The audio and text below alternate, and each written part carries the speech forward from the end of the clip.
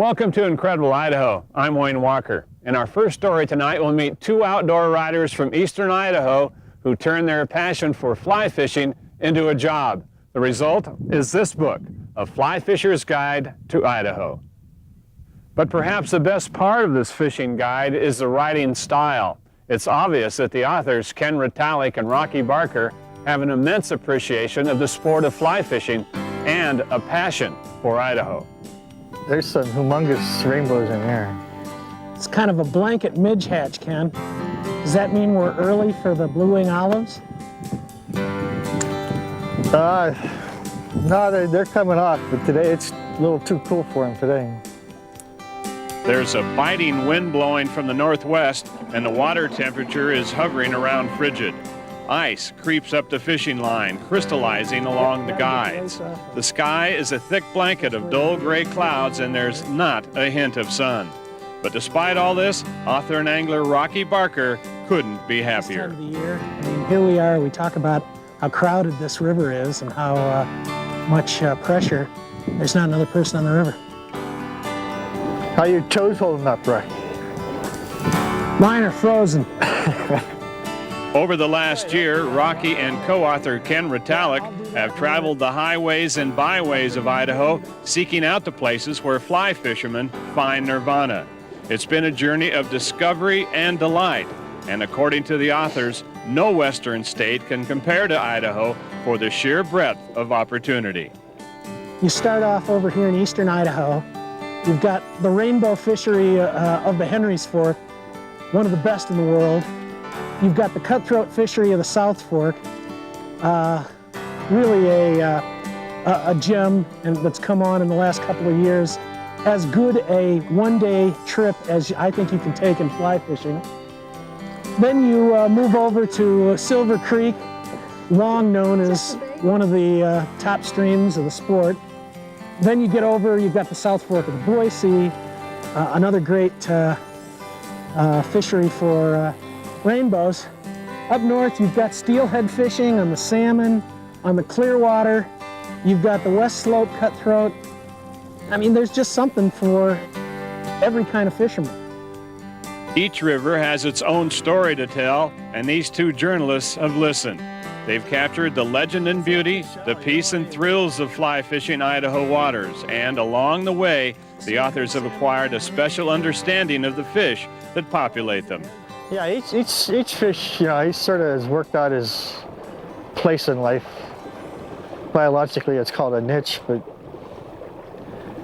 on human terms, that's his job, The native fish here is the cutthroat.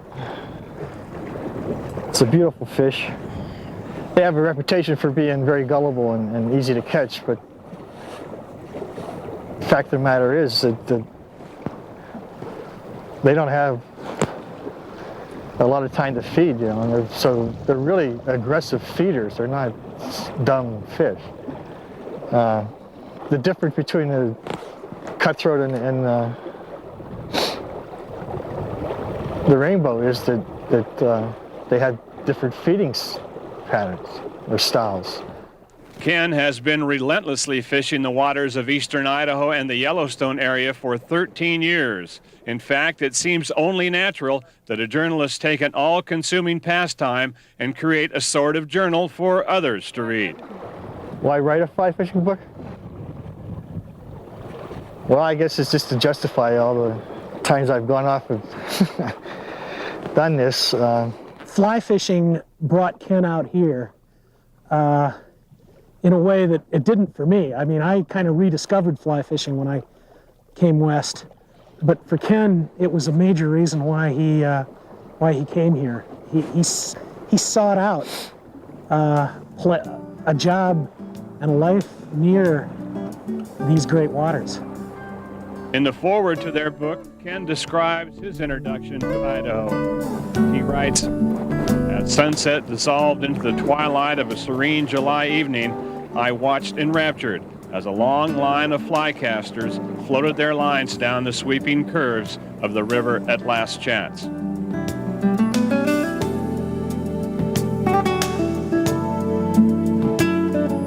Well, there is one thing that a lot of people talk to us. We're concerned about how we were giving away a lot of secret spots, and we really don't think we did. I mean, there's places that I think Idahoans will say, gee, I didn't know about that. Writing about fly fishing was a change of pace for Rocky Barker, author of another book about the controversies involved in balancing our environmental and economic needs. The other book that I did, Saving All the Parts, was kind of more of a cause, more of issue related. This came from the heart. Keeps the dreams alive the rest of the year. Especially if we hook into one of those hybrids. Although he may deny it until his dying breath, like many writers, Rocky Barker is a born romantic. It shows in his intense passion for fly fishing and in the stumbling attempt of a normally eloquent man to put this feeling into words. Because it has a kind of, an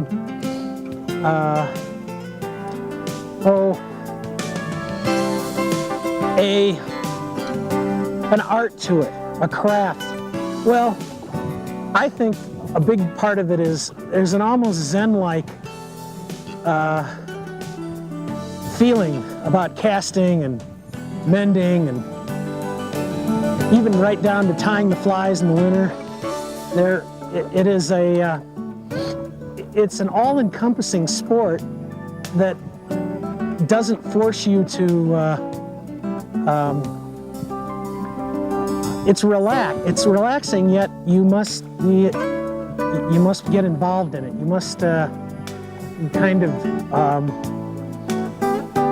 find yourself just getting lost in the casting and the actual mechanical part of it. There's a comforting sort of poetry to fly fishing, and it's easy to get lost in its spell. It comes with the sound of a river, the rhythm of a perfect cast, and the mystery and colorful beauty of the fish beneath the waters. Well, I kind of think of Norman Maclean's quote in A River Runs Through It. A river talks to us in many different ways, and I think it talks to each person in a different way, each fly fisherman.